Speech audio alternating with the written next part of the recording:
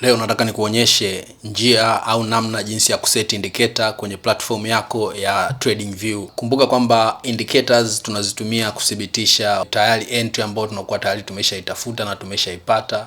So utakachokifanya ukiwa umefungua paneli yako, ukiwa umefungua platform yako ya Tradingview, utakachokifanya kwenye hii paneli ya juu kabisa huku unaweza ukaona mwenyewe kuna button moja imeandikwa indicators.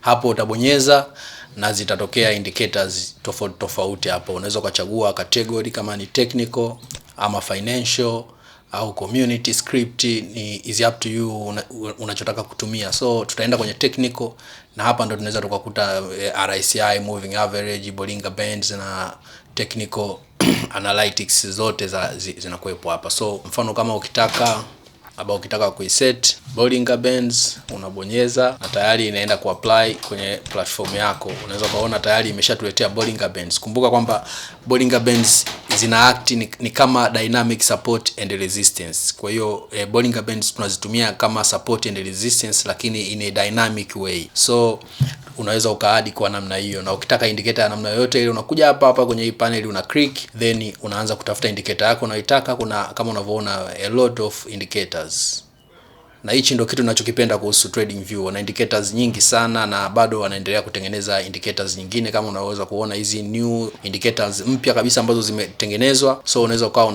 una test indicators tofauti ili uweze kuwa unajua jinsi ya kuapply indicators aina tofauti kwenye market. Kwa hiyo nadhani utakuwa umeweza kufahamu namna jinsi ya kuset indicator kwenye platform ya Tradingview, iwe ni kwenye PC au kwenye simu yako. Namna au njia ya kuset indicator ndio hiyo. Juu huku utakuta paneli na utakuta button imeandikwa indicators. Hiyo ukibonyeza unatembea nayo na unaweza kuenda kuangalia indicator na kuchagua indicators za namna tofauti.